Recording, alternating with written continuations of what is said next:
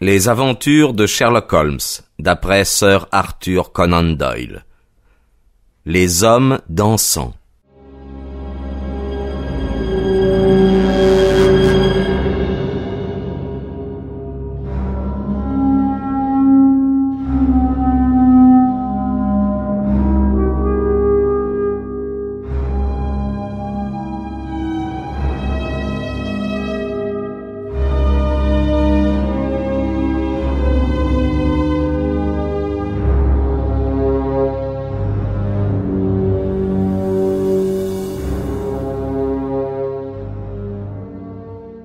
Holmes était resté plusieurs heures assis en silence, son long dos courbé sur une coupelle de chimie dans laquelle il mélangeait une mixture particulièrement malodorante. Sa tête inclinée sur sa poitrine, il me faisait penser à un étrange oiseau décharné au plumage gris terne et à la huppe noire. « Alors, Watson, me lança-t-il tout à coup, comme ça vous n'avez pas l'intention d'investir dans les valeurs sud-africaines ?» J'eus un sursaut de stupéfaction.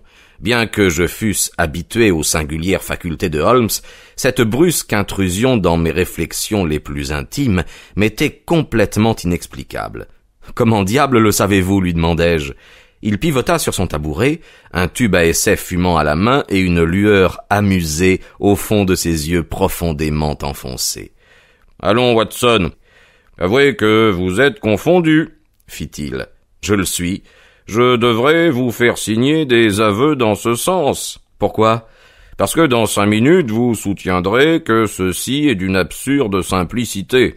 Oh, jamais je ne prétendrai une chose pareille. Voyez-vous, mon cher Watson, il posa le tube à essai dans son râtelier et se lança dans une démonstration sur le ton d'un professeur s'adressant à sa classe.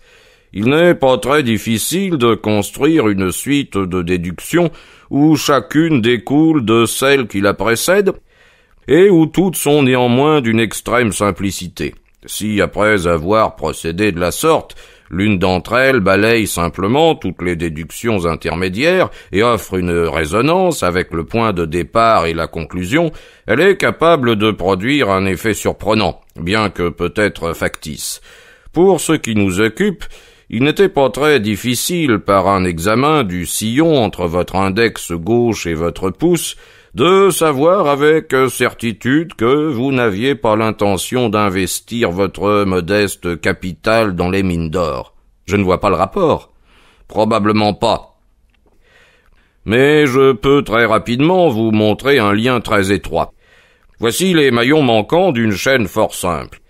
Vous aviez de la craie entre votre index gauche et votre pouce en revenant de votre club hier soir. Vous mettez de la craie à cet endroit lorsque vous jouez au billard pour assurer votre queue. Vous ne jouez jamais au billard, sauf avec Thurston. Vous m'avez confié il y a 4 semaines que Thurston avait une option sur des terrains sud-africains qui arrivait à expiration au bout d'1 mois et qu'il désirait vous la voir partager avec lui. Votre carnet de chèques est enfermé dans mon tiroir et vous ne m'avez pas demandé la clé.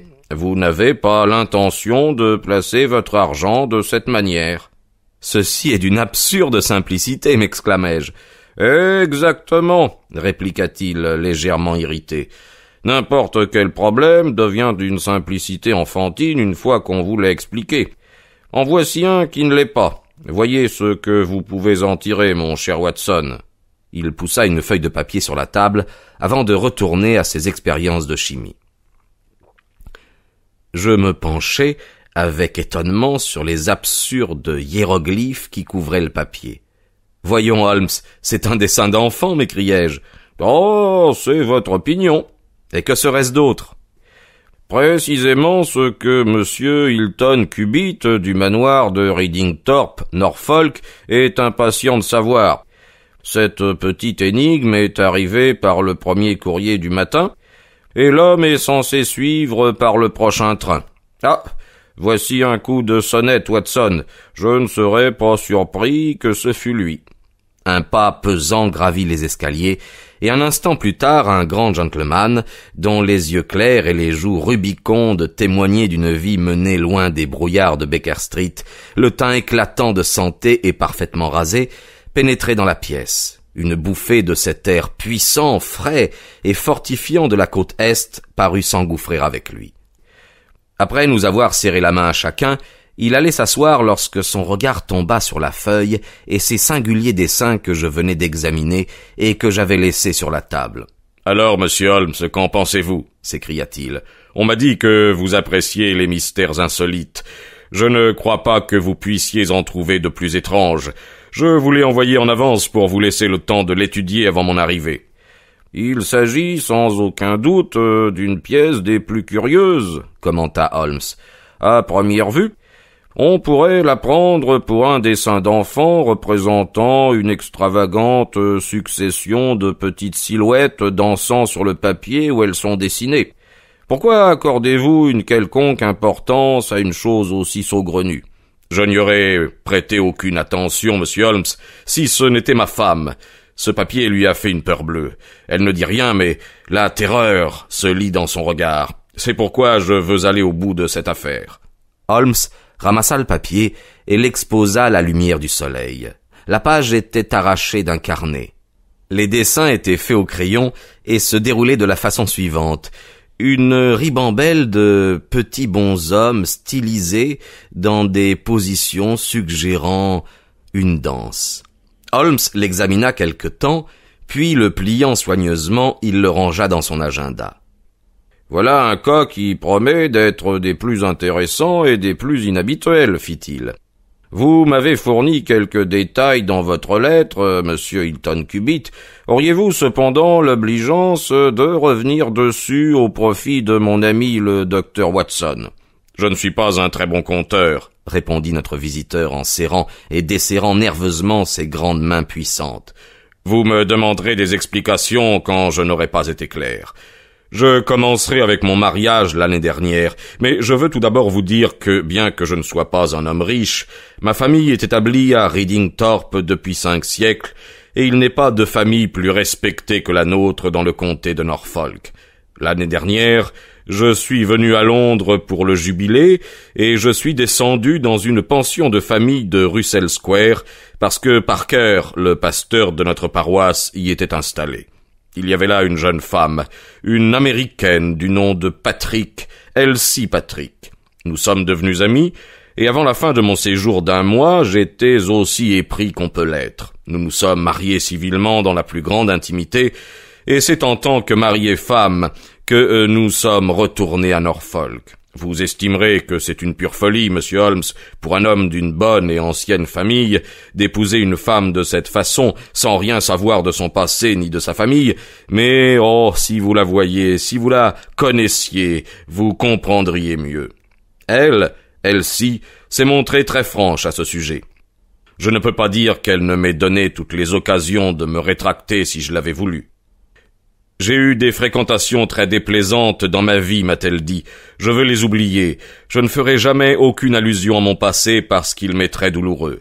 Si tu m'épouses, Hilton, tu épouseras une femme qui n'a rien à se reprocher. Mais tu devras te contenter de ma parole et m'autoriser à rester silencieuse sur tout ce qui s'est passé avant que je ne sois tienne.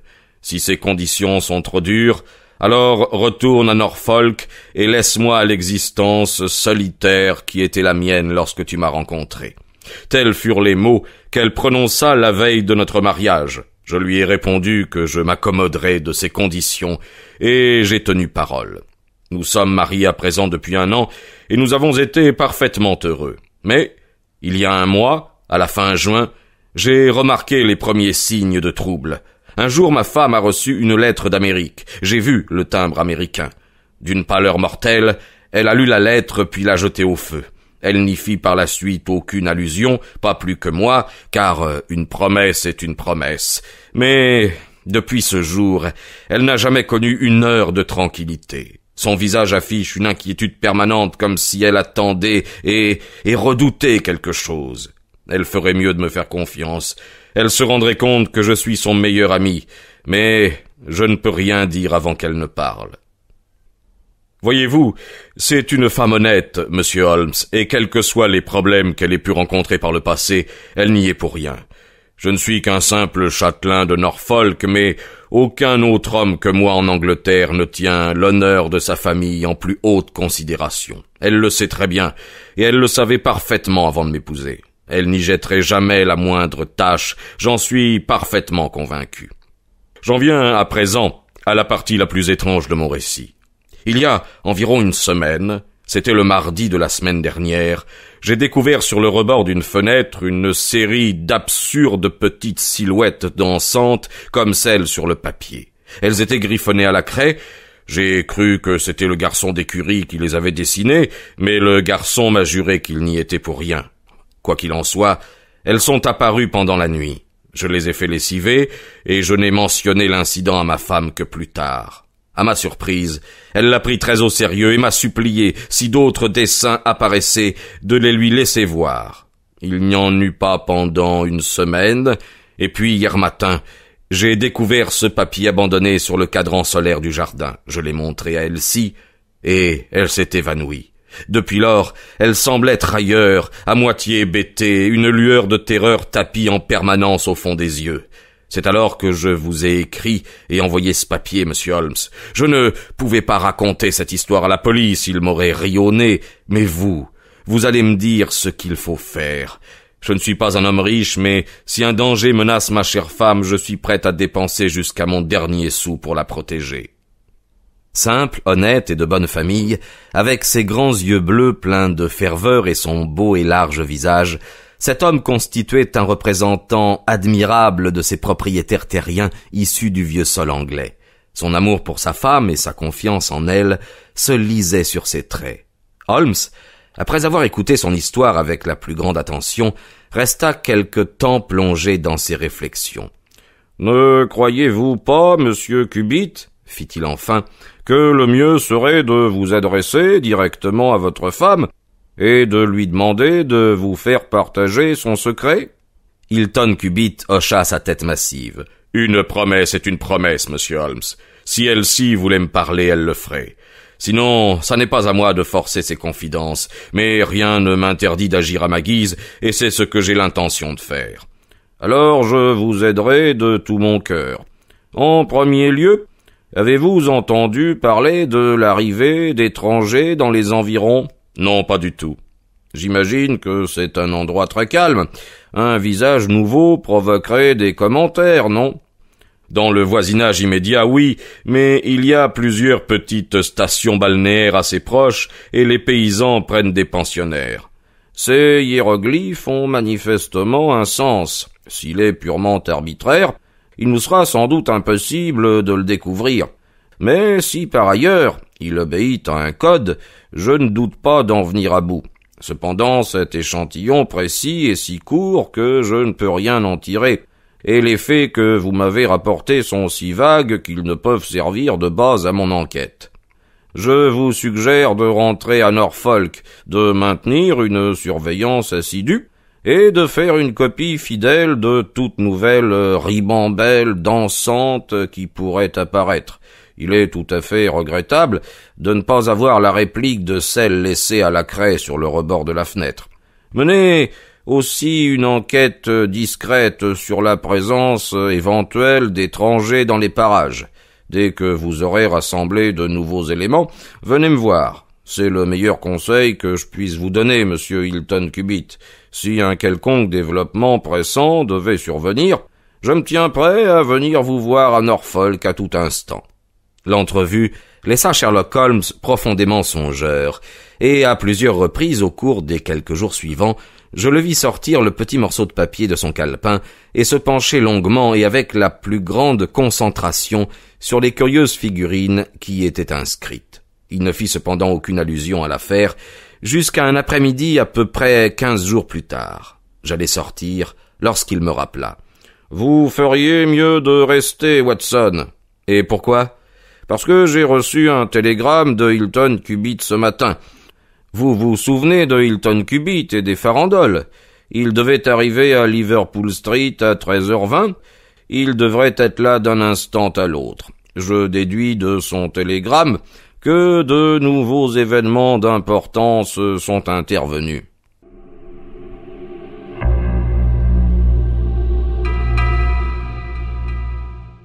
Nous n'attendîmes pas